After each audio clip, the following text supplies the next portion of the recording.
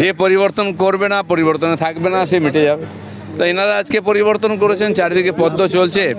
মা দুর্গা তো পদ্ম থেকেই শুরু, ভগবান পদ্ম দিয়েই পুজো করেছিলেন, তাই পদ্মকেই থিম রেখেছেন, নিঃসন্দেহে খুব ভালো এটা।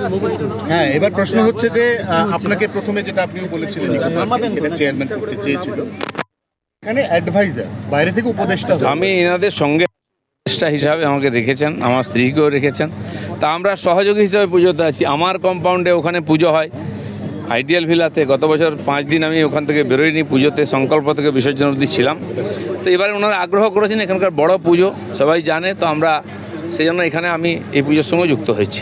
একেবারে পুজো নিয়ে আপনি স্টেজে যেটা বলছিলেন সেটা হচ্ছে যে এই রাজ্যের পুজো, এমনকি যে মহারাজ তিনিও বলছিলেন, হিরণময় মহারাজ, যে এই রাজ্যের পুজোর নামে আমরা এতদিন যে সংস্কৃতি বা কালচারটা দেখতাম, যথেচ্ছ এক্সপেরিমেন্ট ঠাকুর মায়ের মুখ নিয়ে, তার সঙ্গে থিমের নামে বিদ্ভুট এমন কিছু যেটা আমরা কেউই বুঝি না, একমাত্র শিল্পী বোঝে, সেই অবস্থা থেকে আমরা এবছর 2026 সনাতনী টিপিক্যাল আমাদের যে বাঙালির প্রাণের উৎসব সেখানে ফিরছি। এখন দুর্গা পূজা যদি হয়, বাকি সব পুজোই হচ্ছে, সরস্বতী পুজো হচ্ছে, বাড়িতে আমরা সত্যনারায়ণ পুজো করি, শীতলা পুজো করি।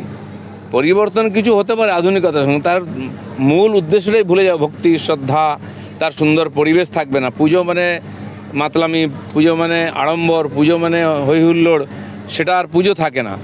কমিউনিস্টরা এটাকে দুর্গোৎসব করে দিয়েছিল। উৎসব করার অনেক কিছু আছে, আজকাল তো কি না উৎসব হচ্ছে, সব কিছু হচ্ছে, কিন্তু দুর্গা পূজার মূল যে উদ্দেশ্য শক্তির আরাধনা, কঠোরভাবে উপবাস ইত্যাদি করে সন্ধি পুজো থেকে সেখানে পুষ্পাঞ্জলি দেওয়া, সেই থিমটা যেন থাকে, ভক্তি যেন হারিয়ে না যায়, কৃচ্ছস্থান যেন হারিয়ে না যায়, সেটা দেখে বাকি মাকে আমরা নিজের বাড়ির মেয়ে হিসাবে দেখি। সপরিবারে এসছেন, আনন্দ তো হয়ই, তো আনন্দ অবশ্যই করা হবে, কিন্তু মূল থিম যেন ভুলে না যাই। একটা আলাদা অন্য প্রশ্ন, অভিষেকের আত্মসহায়ক সুমিত রায় অবশেষে আত্মপ্রকাশ করলেন, ভবানী ভবনে সিআইডির ডাকে শালবনী মামলায় হাজিরা দিলেন। আইন আদালতের উপরে সবার ভরসা রাখা উচিত, তার উপরে ভরসা না থাকলে সমাজ চলবে না, তখন সমস্যা আরও বাড়বে। যেন এসেছেন ভালো কথা, যদি নির্দোষ হন তাকে আদালতে তাকে নির্দোষ করে দেবে। দাদা, মালদায় মোতাবাড়িতে তৃণমূল কর্মী খুনের অভিযুক্ত হচ্ছে কংগ্রেস, এবং কংগ্রেসের ব্লক সভাপতি দুলাল শেখ এবং তার ভাই ফিরোজ শেখের বিরুদ্ধে অভিযোগ মৃতের পরিবারে। রাজনীতিকে পুরোপুরি হিংসাযুক্ত, দুর্নীতিযুক্ত করা হয়েছে ধীরে ধীরে।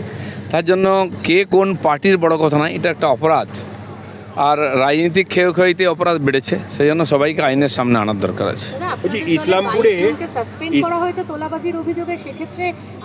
ভারতীয় জনতা পার্টির মধ্যে থেকে ডিসিপ্লিনের বাইরে গেলে বা আইনের বাইরে গেলে পার্টি তার বিরুদ্ধে ব্যবস্থা নেয়, সেটা আমরাই একমাত্র করতে পারি।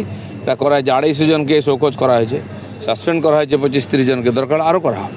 দাদা, ইসলামপুরে মাদারীপুরে স্কুলে যাওয়ার পথে দুষ্কৃতীদের গুলিতে প্রাইমারি স্কুলের প্রধান শিক্ষক মৃত্যু হয়েছে, কি বলবেন?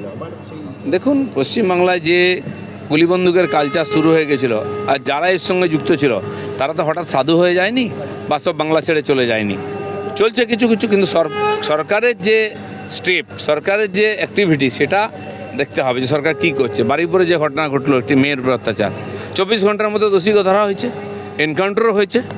যদি এই ধরনের অ্যাক্টিভ সরকার 10 বছর আগে হতো, তাহলে এত অপরাধ বাংলায় বাড়তো না। আমরা সেটা চেষ্টা করছি যাতে অপরাধ কম হয়।